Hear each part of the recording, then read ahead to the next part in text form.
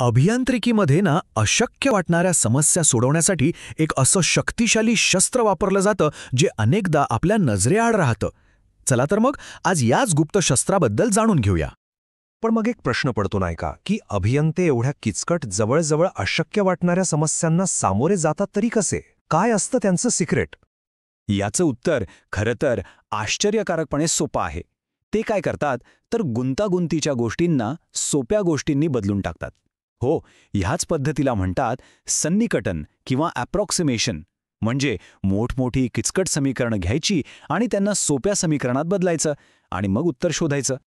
Okay, पण हे असं काहीही बदलून कसं चालेल? बरोबर. ही जी बदलण्याची प्रक्रिया आहे ती नक्की काम कशी करते? तर यामागे ना एक मूलभूत गणितीय हमी आहे. आणि गंमत म्हणजे या मोठ्या सिद्धांताची सुरुवात आपल्या रोजच्या आयुष्यातल्या एका साध्या अनुभवातून होते. चला एक कल्पना करूया. समजा एका गाडीने 120 मैलांचा प्रवास बरोबर 2 तासात पूर्ण केला. आता याचा सरळ सरळ अर्थ काय होतो की गाडीचा सरासरी वेग म्हणजे ॲव्हरेज स्पीड ताशी 60 मैल होता. हे गणित अगदी सोपं आहे. इथपर्यंत सगळं ठीक आहे. पण आता येतो खरा प्रश्न. विचार करा, या संपूर्ण प्रवासात कधीतरी असा एक क्षण, अगदी 1 सेकंद तरी आला असेल का जेव्हा गाडीचा स्पीडोमीटर बरोबर 60 मैल प्रति तास दाखवत होता? आणि याचं उत्तर आहे हो, नक्कीच. असा क्षण यायलाच हवा. आणि हीच गोष्ट आपल्याला गणित सांगतं, माध्यमूल्य प्रमेय किंवा मीन व्हॅल्यू थिओरमच्या रूपात. हा सिद्धांत काय करतो तर आपल्या गाडीच्या उदाहरणाला एका मोठ्या गणितीय तत्वाशी जोडतो. तो एक प्रकारची गॅरंटीज देतो. हीच गणितीय गॅरंटी अभियंत्यांसाठी एक प्रचंड शक्तिशाली साधन बनते. चला तर मग बघूयात की याच्या मदतीनं कोणत्याही गुंतागुंतीच्या गोष्टीचा एक अचूक अंदाज कसा बांधला जातो. ही अंदाज बांधण्याची प्रक्रिया ना टप्प्याटप्प्याने घडते. बघा, सुरुवातीला फक्त एका पॉइंटवरून एक साधारण ढोबळ अंदाज घेतला जातो. मग त्याला अजून चांगलं करण्यासाठी एका सरळ रेषेचा वापर होतो. अंदाज थोडा सुधारतो. त्यानंतर एक वक्र वापरून त्याला अजून अचूक केलं जातं. म्हणजे जसजशी आपण जास्त माहिती वापरत जातो तसतसा आपला अंदाज मूळ गोष्टीच्या अधिकाधिक जवळ अगदी हुबेहूब होत जातो. आणि ही जी टप्प्याटप्प्याने अंदाज अचूक करत जाण्याची पद्धत आहे ना, तिची एक औपचारिक रेसिपी आहे. आणि त्या रेसिपीचं नाव आहे टेलरचं प्रमेय. हा प्रमेय आपल्याला असं सन्निकटन म्हणजे अप्रॉक्सिमेशन बनवण्याची एक पक्की गणितीय पद्धतच देतो. पण थांबा, इथे एक ट्विस्ट आहे. या टेलर सिरीजचा एक सोपा भाऊसुद्धा आहे.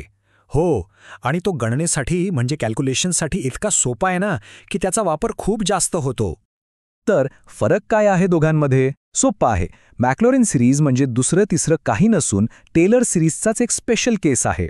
बघा, टेलर सिरीज कुठल्याही पॉइंटच्या आजूबाजूला अंदाज बांधू शकते. ती जास्त लवचिक आहे. पण मॅक्लॉरिन सिरीज फक्त आणि फक्त 0 या पॉइंटच्या अवतीभोवतीच अंदाज बांधते. आणि यामुळे होतं काय तर तिची सूत्र एकदम सोपी होऊन जातात. ठीक आहे, हे सगळं गणित, हे प्रमेय, हे कागदावर खूप भारी वाटतं. पण खऱ्या जगात प्रत्यक्षात याचा उपयोग कुठे होतो? याचं उत्तर खरंच थक्क करणारं आहे. अभियंत्यांसाठी टेलर सिरीज म्हणजे अक्षरशः एक जादूची कांडी आहे. विचार करा, अशी समीकरणं ज्यांची थेट उत्तरच अस्तित्वात नाहीत ती सोडवण्यासाठी याचा वापर होतो. भौतिकशास्त्रातील गुंतागुंतीच्या प्रणालींचा अभ्यास करण्यासाठी किंवा अगदी रोबोट्स आणि विमानांसाठी स्थिर नियंत्रण प्रणाली डिझाईन करण्यासाठी सगळीकडे हेच गणित कामी येतं. याचं एक उत्तम उदाहरण म्हणजे लंबक. एका लंबकाच्या गतीचं गणित खरं तर खूप किचकट असतं. पण गंमत बघा, जर लंबकाचा कोन खूप लहान असेल तर आपण साइन थीटा या गुंतागुंतीच्या भागाऐवजी फक्त थीटा वापरू शकतो.